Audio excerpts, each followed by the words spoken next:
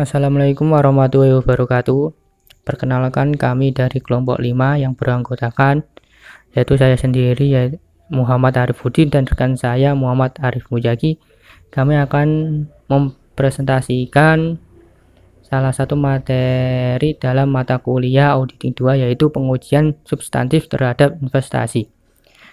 Langsung saja ke pembahasannya. Yang pertama yaitu deskripsi investasi. Apa sih itu investasi? Investasi merupakan penanaman uang di luar perusahaan yang dapat berupa surat berharga atau aktiva lain yang tidak digunakan secara langsung dalam kegiatan produktif perusahaan. Menurut tujuannya, investasi dapat dibagi menjadi dua kelompok. Yang pertama yaitu investasi jangka pendek atau temporary investment. Umumnya investasi ini berupa surat berharga seperti saham, obligasi, atau surat berharga yang lain yang harga pasarnya relatif stabil. Kemudian yang kedua yaitu investasi jangka panjang atau long term investment. Tujuan pokok investasi dalam surat berharga ini adalah untuk memperoleh pendapatan bunga atau dividen dalam jangka panjang, untuk membentuk dan khusus atau untuk mengendalikan perusahaan lain melalui pemiliknya saham. Lanjut ke prinsip akuntansi dari investasi itu sendiri. Yang pertama yaitu investasi harus disajikan secara terpisah di neraca sesuai dengan tujuan investasi tersebut. Investasi yang tidak akan dijual dalam jangka pendek disajikan dalam kelompok aktiva tidak lancar. Yang kedua yaitu investasi jangka pendek disajikan nilainya di neraca. Yang ketiga, investasi jangka panjang disajikan pada kosnya di neraca. Harga pasar tidak harus disajikan di dalam tanda kurung seperti halnya dengan investasi jangka pendek. Harus dicantumkan dalam pengungkapan yang cukup jika investasi jangka pendek digadaikan sebagai jaminan penarikan uang.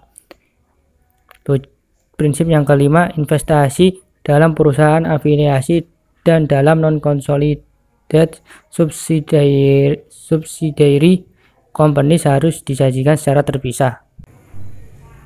Kemudian prinsip yang keenam yaitu obligasi atau saham yang dikeluarkan oleh klien harus dibeli kembali. Yang ketujuh, jika investasi bukan merupakan sumber pendapatan perusahaan, maka penghasilan yang timbul dari pemiliknya investasi tersebut harus digolongkan dalam penghasilan di luar usaha. Yang kedelapan, jika penghasilan bunga dan penghasilan dividen jumlahnya material, keduanya harus disajikan terpisah. Yang kesembilan, laba atau rugi sebagai akibat penjualan investasi jangka pendek yang material jumlahnya. Kemudian prinsip yang terakhir atau ke-10, laba atau rugi yang timbul dari transaksi yang bersangkutan dengan saham yang dikeluarkan sendiri oleh perusahaan tidak boleh diperhitungkan dalam penentuan laba atau rugi perusahaan. Tujuan substansi. Tujuan pengujian substansi yaitu ada 5. Yang pertama yaitu memperoleh keyakinan tentang keandalan catatan akuntansi yang bersangkutan dengan investasi. Yang kedua, membuktikan bahwa saldo investasi mencerminkan kepentingan klien. Yang ketiga, membuktikan kelengkapan transaksi. Yang keempat, membuktikan saldo investasi dicantumkan di neraca untuk klien. Yang kelima, membuktikan kewajaran penyajian dan pengungkapan investasi di neraca. Prosedur audit awal. Sebelum membuktikan apakah saldo investasi yang dicantumkan oleh klien di dalam neracanya sesuai dengan investasi yang benar-benar ada pada tanggal neraca, auditor melakukan rekonsiliasi antara informasi investasi yang dicantumkan di neraca dengan catatan akuntansi yang mendukungnya. Rekonsiliasi ini penting untuk dilakukan agar auditor memperoleh keyakinan bahwa informasi investasi yang dicantumkan di neraca didukung oleh catatan akuntansi yang dapat dipercaya. Oleh karena itu, auditor melakukan 6 prosedur audit berikut ini dalam melakukan rekonsiliasi informasi investasi di neraca dengan catatan akuntansi yang bersangkutan. Prosedur audit awal. Yang pertama yaitu lakukan prosedur audit awal atas saldo akun investasi yang akan diuji lebih lanjut. Kemudian yang kedua, usut saldo investasi yang tercantum di neraca investasi yang bersangkutan di buku besar. Yang ketiga, hitung kembali saldo akun investasi di dalam buku besar. Keempat, lakukan review terhadap mutasi luar biasa dalam jumlah dan sumber posting dalam akun investasi. Kelima, usut saldo awal akun investasi ke kertas kerja tahun yang lalu. Keenam, usut posting pengkreditan dan pendebitan akun investasi ke dalam jurnal yang bersangkutan. Ketujuh atau yang terakhir, lakukan rekonsiliasi akun kontrol investasi dalam buku besar ke buku pembantu investasi.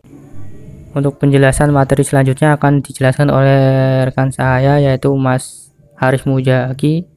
Silakan. Selanjutnya adalah pengujian analitik. Lakukan prosedur analitik adalah sebagai berikut. 1. Hitung rasio berikut ini. Rasio investasi sementara dengan aktiva lancar. Kedua, rasio investasi jangka panjang dengan aktiva lancar. Yang keempat, rate of return tiap-tiap golongan investasi. Yang terakhir, lakukan analisis hasil prosedur analitik dengan harapan yang didasarkan pada data masa lalu, data industri, jumlah yang diselenggarakan atau data lain. Selanjutnya, pengujian terhadap transaksi rinci. Yang pertama, periksa dokumen yang mendukung transaksi perolehan dan penjualan investasi. Hitung kembali pendapatan bunga dan dividen tahun yang diaudit. Yang ketiga, hitung kembali laba dan rugi yang timbul dari transaksi penjualan surat berharga. Yang keempat, hitung kembali laba atau rugi yang timbul dari transaksi penjualan investasi. Keenam, periksa dokumen yang mendukung transaksi pembelian surat berharga dalam periode sekitar tanggal neraca. Ketujuh, periksa dokumen yang mendukung transaksi penjualan surat berharga dalam periode sekitar tanggal neraca. Periksa dokumen yang mendukung pemerolehan investasi yang dimiliki oleh klien pada tanggal neraca. Selanjutnya, pengujian terhadap akun rinci. Pelajari notulen rapat pemegang saham dan direksi. Minta daftar surat berharga yang ada di tangan klien dan lakukan penghitungan dan inspeksi terhadap sertifikat surat berharga tersebut.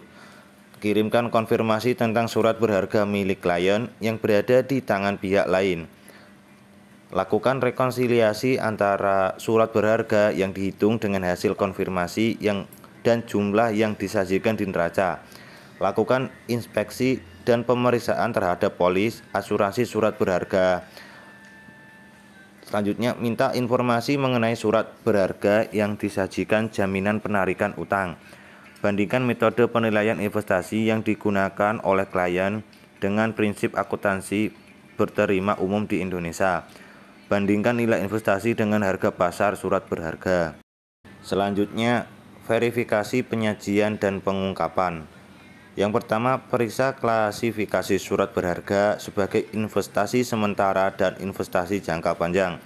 Yang kedua, periksa investasi jangka panjang mengenai kemungkinan sebagai alat pengendalian perusahaan lain.